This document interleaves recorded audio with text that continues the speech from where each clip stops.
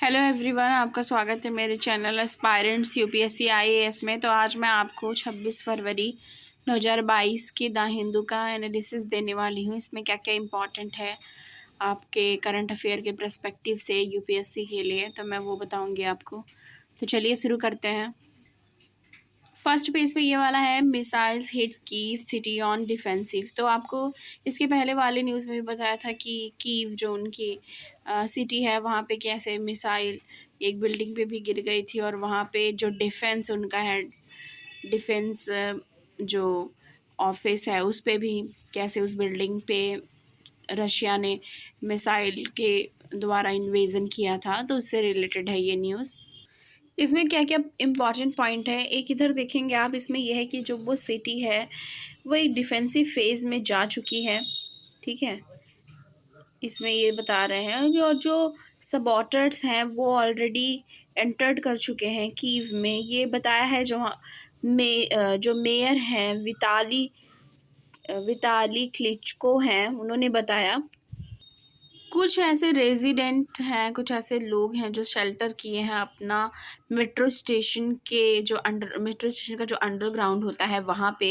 इस बारे में है जो यूरोपियन यूनियन फाइनेंस है, उन्होंने ये बोला है कि न्यू शैंसन्स जो है उसमें क्या एक्सपेक्ट किया जा रहा है कि वो एसेट फ्रीजिंग को भी लेके है, और डायरेक्टली इन्होंने टारगेट किया है जो पुतिन है उनको, और फॉरेन मिनिस्टर जो है सरगेई लावरोव हैं जो उनको फर्स्ट टाइम टारगेट किया। और ये भी बोला कि और जो वहाँ के प्रेसिडेंट हैं यूक्रेन के ये जो हैं वोलोदाइमर जेलेंस्की हैं, उन्होंने ये बोला कि उन्हें ये पता है कि वो जो है वो नंबर 1 टारगेट हैं रशिया की तरफ से। फिर भी वो ये कह रहे हैं कि वो नहीं छोड़ के जाएंगे यूक्रेन को। इससे रिलेटेड है ये फर्स्ट वाला। अब उसी में नीचे ये भी दिया है कि 470 स्टूडेंट जो हैं इंडिया से रशिया में, उनको क्या किया गया, उनको लाए जाने का प्रयास किया गया और लाया गया है कुछ लोगों को। और ये बोला जा रहा है कि उनको पोलैंड जो है वहाँ पे, ठीक है, वहाँ पे वो लोग रोमानिया, हंगरी और जो पोलैंड है वहाँ पे उन लोग को मूव किया जाएगा, उन लोग को पहुँचाया जाएगा जो स्टूडेंट हैं।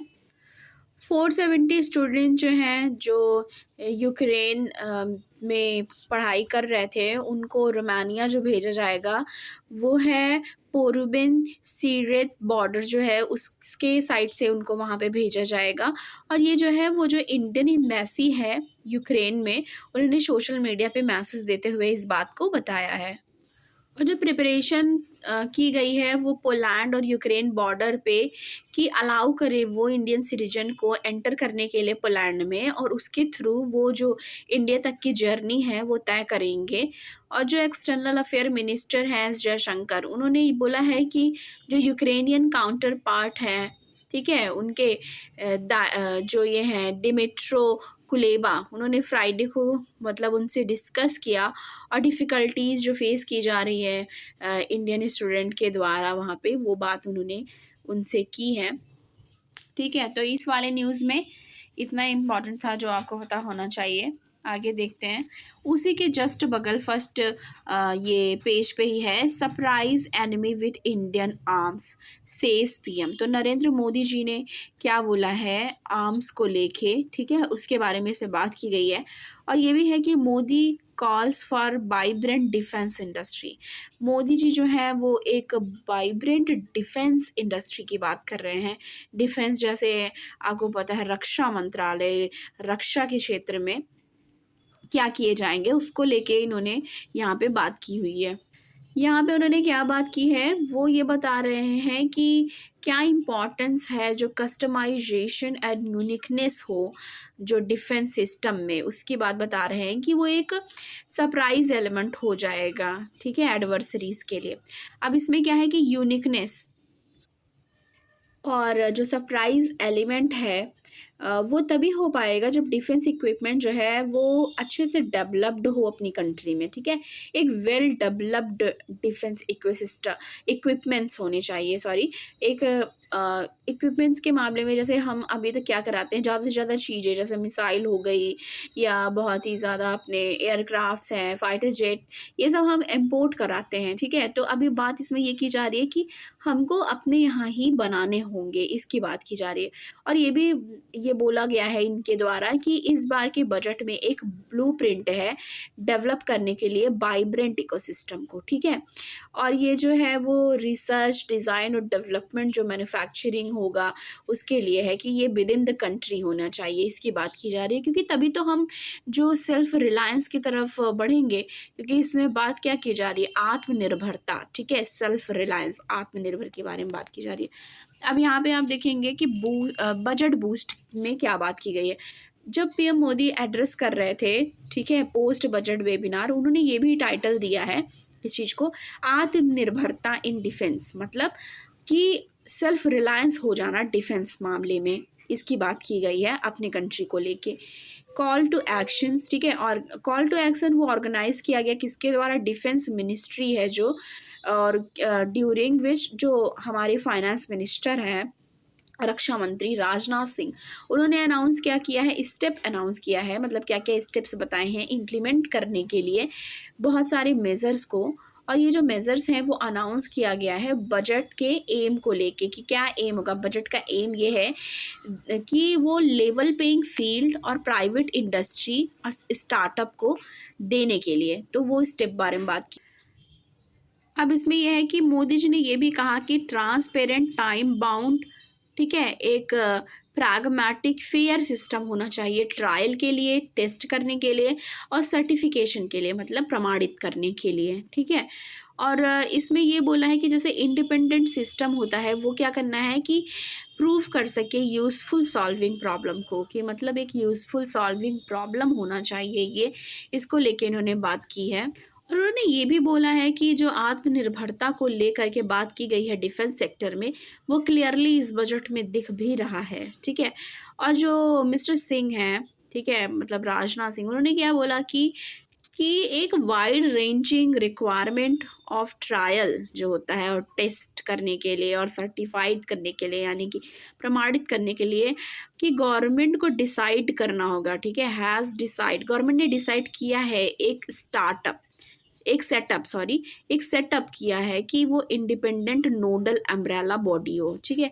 नोडल अम्ब्रेला बॉडी क्या होती है कि एक स्कीम ऐसी होती है जिसमें उसी चीज़ से रिलेटेड बहुत सारे तथ्यों को, बहुत सारे मेजर्स को लिया जाता है, और जैसे एक अम्ब्रेला स्कीम होती है कि एक पॉइंट से एक पॉइंट कनेक्टेड होता चला जाता है, ठीक है। इसमें बात की गई। और मेरा मानना ये है कि ये बहुत ज़्यादा ज़रूरी था अपने कंट्री के लिए, क्योंकि हम एक स्टेप आगे बढ़ेंगे, ठीक है, वर्ल्ड में एज अ लीडर, जो और अभी देखे जाते हैं, पर एक इमर्जिंग कंट्री के तौर पे तो हम डेवलप्ड होने की राह पे एक कदम और आगे ले जाएंगे। तो ये वाला बहुत ज़्यादा इम्पॉर्टेंट था न्यूज़, है अभी, मतलब सॉरी। और आगे देखते हैं। मैंने आपको एडिटोरियल का लेक्चर भी प्रोवाइड करना शुरू कर दिया है, तो आप एडिटोरियल वाले पेज पे आओगे तो एक ये इंपॉर्टेंट है, द परफेक्ट स्टॉर्म, ठीक है। दूसरा ये इंपॉर्टेंट है, पुतिन्स मूव आर हार्डली, ठीक है, चेस्ट थम्पिंग, ठीक है, एक ये इंपॉर्टेंट है। एक ये है कि inflection point for the West led global order, ये इंपॉर्टेंट है। और एक ये वाला भी कि ट्रबल्ड वाटर्स, ठीक है। एडिटोरियल पे ये इंपॉर्टेंट है, मैं आपको इसके बाद वाले लेक्चर में करके बताऊंगी। नेक्स्ट देखते हैं क्या इंपॉर्टेंट है। पेज नंबर 8 पे आप आओगे तो इसमें ये इंपॉर्टेंट है, पाक national bank fine $55 million bye US. अब यूएस ने क्या किया है कि पाकिस्तान का जो नेशनल बैंक है उस पर फाइन लगा दिया है, जुर्माना लगा दिया है $55 मिलियन का, ठीक है। अब इसमें क्या किया गया है कि आप ये देख सकते हो कि जो NBP है, नेशनल बैंक ऑफ पाकिस्तान, ठीक है, उन्होंने ये बताया कि एक एग्रीमेंट हुआ था उनके और यूएस रेगुलेटर्स के बीच में, ठीक है। और उसमें क्या है कि पे करना है उनको $55 मिलियन फाइन, जो कि इम्पोज किया गया है उनके न्यूयॉर्क ब्रांच में, ठीक है। और एक triggering a more than 7% drop in it share. वो एक क्या बोलते हैं 7% इनका ड्रॉप हुआ है शेयर में, इसकी बात उन्होंने बताई है। और आप ये देखो, जो फेडरल रिज़र्व बोर्ड है और federal reserve bank of New York है, ठीक है, वो एक न्यूयॉर्क स्टेट डिपार्टमेंट है फाइनेंशियल सर्विस का, NYDFS। उसने क्या अनाउंस किया है, उसने अनाउंस किया थर्सडे को ये कि जो NBP है, ठीक है, न्यूयॉर्क ब्रांच, उसको फाइन किया गया है 55.4 मिलियन डॉलर के लिए, एज अ नॉन, किस चीज़ के लिए किया गया है, नॉन कंप्लायंस और violating rules against money laundering. तो बताया गया है कि वो क्या है, वो मनी लॉन्ड्रिंग के खिलाफ जो रूल्स हैं उसको उन्होंने वायलेट किया है, ठीक है, इसके लिए उन पे लगाए गए हैं फाइन। और ये क्या है कि जो बताया कि जो फाइनेंशियल एक्शन टास्क फोर्स है FATF, इसके बारे में आपने इकोनॉमिक्स में ज़रूर पढ़ा होगा। FATF क्या होता है, आप अगर वहाँ पे इकोनॉमिक्स में टैरिफ, ट्रेड, ये सबसे रिलेटेड आपने जब चैप्टर पढ़ा होगा तो FATF के बारे में ज़रूर पढ़ा होगा। उसमें क्या बताया है कि जो पाकिस्तान को उसके अकॉर्डिंग, जो FATF के अकॉर्डिंग ग्रे लिस्ट में रखा गया था, ठीक है, और किस चीज़ के लिए, डिफिशियंसीज थी, किस बात को लेके, काउंटर फाइनेंसियर और एंटी मनी लॉन्ड्रिंग रिजिम को लेके। और कब से ये किया गया था इनको ग्रे लिस्ट में शामिल, जून 2018 से लेकर के, ठीक है। इनकी तरफ से क्या कहा गया है, जो ये हैं Tahir Abbas, head of research हैं आरिफ हबीब लिमिटेड के, उन्होंने बोला कि we don't foresee significance impact of penalty on FATF review. तो वो बता रहे हैं कि जो FATF रिव्यू उनका हुआ है, ठीक है, वो क्या इम्पैक्ट है पेनाल्टीज़ का। बोल रहे हैं कि पाकिस्तान को, ठीक है, एक्सपेक्टेड ही था कि वो ग्रे लिस्ट में है FATF में, तो उनको मतलब पहले से ही एक्सपेक्ट था इस बात का। और ये क्या है कि एक नोटिस है जो जो दिया गया है पाकिस्तान स्टॉक एक्सचेंज PSX को उस फ्राइडे को, उसमें है कि NBP ने क्या बोला कि वो एक उस पे पहुंच चुके हैं, एक अग्रीमेंट पे पहुंच चुके हैं US रेगुलेटर्स के साथ, उन्होंने ये बताया था। ये जो एग्रीमेंट है वो इंक्लूड करता है फाइन जो कि टोटलिंग है, sorry, fine totalling 55.4 million dollar, ठीक है, जो टोटलिंग फ़ाइन है उनकी वो 55.4 मिलियन है। और वो फोकस किस पे कर रही है, हिस्टोरिकल कंप्लायंस पे, प्रोग्राम वीकनेस पे, और जो डिलेज़ हो रही हैं कंप्लायंस रिलेटेड इन्हांसमेंट को बनाने के लिए उसमें। अब इसमें ये देखो कि जो ये बैंक शेयर है वो डाउन हुआ है 7.2% बाई फ्राइडे। प्लेयर बैंक, उन्होंने ट्रेडिंग सेशन जो है उसमें ये बताया कि 70.2% डाउन हुआ है। और मई 2020 से क्या हुआ है कि NBP को सब्सटेंशियली इन्हांस है इसके कंप्लायंस प्रोग्राम में, ठीक है। और जो पाकिस्तानी स्टेट ओन्स है वो 75.20 ऑफ द NBP है और one of the largest commercial bank है इन द कंट्री, ठीक है। अब ये वाला इंपॉर्टेंट था, नेक्स्ट देखते हैं। पेज नंबर 11 वर्ड वाले पे आएंगे तो इसमें है Russia willing to talk with Ukraine, Putin tells Xi Jinping, ठीक है, चाइना के सी जिनपिंग जो है उनको बताया क्या, देखते हैं। अब इसमें ये बताया गया कि जो ऑफिशियल्स हैं सिन्हुआ न्यूज़ एजेंसी के, उन्होंने ये बताया कि जो पुतिन है वो कन्वे करना चाहते हैं कि रशिया जो है वो चाहती है, विलिंग टू कंडक्ट, वो चाहती है कि एक हाई लेवल नेगोशिएशन यूक्रेन के साथ कंडक्ट करे, इस बारे में ये बात है, ठीक है। अब ये बताया जा रहा है कि the phone calls between mister she and mister Putin, ये बताया जा रहा है कि जो मिस्टर शी हैं और पुतिन दोनों के बीच फ़ोन कॉल्स हुई और उसमें क्या हुआ कि एक समिट मीटिंग होगा इसी मंथ के, जो अर्लियर दिस मंथ। और ये बताया जा रहा है कि एक बार फिर बीजिंग का ट्रू प्रोंग्ड अप्रोच जो है यूक्रेनियन क्राइसिस पे, उस पे वो डायलॉग्स के लिए और एक पीसफुल नेगोशिएशन के लिए बात की जाएगी, ये बात की जा रही है। इसमें इस चीज़ को लेके बात की गई है और आगे देखते हैं इस पे क्या होता है, ठीक है। अभी नेक्स्ट पे चलते हैं। इसमें यह है कि Biden announces additional sanctions on Russia, ठीक है। अब एडिशनल सैंक्शंस रसिया पे लगाए गए हैं, ठीक है, यूएस की तरफ से। तो इसमें क्या है, बोल रहे हैं कि पुतिन इज द अग्रेसर, ठीक है, पुतिन जो है वो अग्रेसर है और उसने चूज किया है वॉर को, ठीक है। ही चोज दिस वॉर, मतलब वो उसने चूज किया इस वॉर को। ये कौन कह रहा है, जो यूएस के प्रेसिडेंट हैं जो बाइडन, उन्होंने बोला।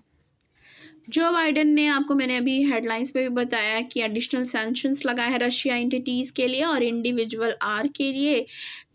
कब, after Russia began assault on Ukraine, जब रशिया ने असॉल्ट करना यूक्रेन को स्टार्ट कर दिया, उसके बाद इन्होंने ये सैंक्शंस लगाए हैं।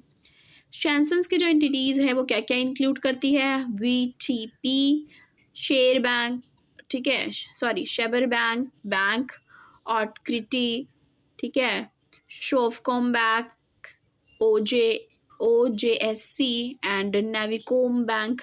और ये मतलब इतनी इतनी सारी चीज़ों पे इन्होंने सैंक्शंस लगाए हैं। और जो यूएस है और यूएस के एलाइज हैं, उन्होंने क्या किया है, उन्होंने रिस्ट्रिक्शंस लगाए हैं किस चीज़ पे, transactions of 13 major state owned enterprises in Russia. जो तेरह जो बड़े जो स्टेट ओन्ड इंटरप्राइजेज है रशिया में, उस पर भी इन्होंने रिस्ट्रिक्शंस लगाए हैं। और जो सैंक्शंस है वो एक्सटेंड किया जा रहा है सेवरल रशियन एलीट और देयर फैमिली मेम्बर्स पे, मतलब रशियन एलीट और उनके फैमिली मेम्बर्स पे भी किया जा रहा है। और उसके साथ साथ जो 24 जो बेलारूसियन इंडिविजुअल्स हैं उनके ऊपर भी लगाया गया है।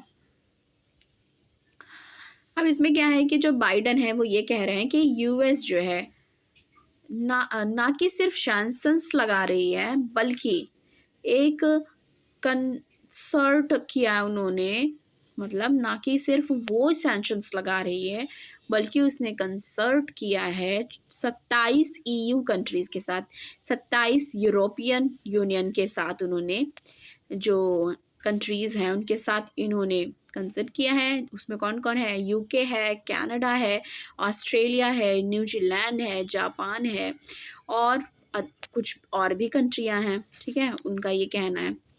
अब ये जो बाइडन है, मिस्टर बाइडन, उन्होंने ये बोला है कि यूएस जो है वो रसिया से फाइट नहीं करेगी यूक्रेन पे, पर क्या करेगी, जो नेटो की डिफेंस हैं यूरोप में, बल्कि नेटो को डिफेंस के लिए यूरोप में ईस्टर्न फ्लैंक पे रखेगी, इनका ये कहना है। अभी क्या है, ये बोल रहे हैं कि जो उनके फोर्सेस हैं वो नहीं जाएंगे लड़ने के लिए यूक्रेन में, पर डिफेंड करेंगी नेटो को और नेटो एलाइज जो हैं उनके, उनको, और वो रीअश्योर करेगी कि जो उनके एलाइज हैं वो ईस्ट में हैं कि नहीं। और जो बाइडेन है और पुतिन है वो लोग ट्राई कर रहे हैं रीस्टैब्लिश करने के लिए यूएसएसआर आपको पता होगा, सोवियत रशिया की बात कर रहे हैं यहाँ पे ये। तो आपने अगर आईआर पढ़ा होगा, किसी का ऑप्शनल सब्जेक्ट हो सकता है पॉलिटिकल साइंस प्लस आईआर, ठीक है, या आप जीएस के सब्जेक्ट में भी आईआर आता है, तो उसमें आपने यूएसएसआर के बारे में पढ़ा होगा। तो इसमें ये इतनी ध्यान देने वाली बातें थी। इसमें एक ये भी है कि radiation spike in Chernobyl Ukraine, ठीक है, और इसमें ये बता रहे हैं कि रसिया जो है सीज किया है न्यूक्लियर प्लांट, ठीक है। ये एक फाइल फोटो दिखा रहे हैं, ठीक, यहाँ पे स्ट्रक्चर बना के, ये देख लो। तो आज के लिए इतना ही। अगर आपको मेरा द हिंदू का न्यूज़ एनालिसिस अच्छा लगा हो तो मेरे चैनल को लाइक करिए, सब्सक्राइब करिए और ज़्यादा से ज़्यादा शेयर करिए। Thank you.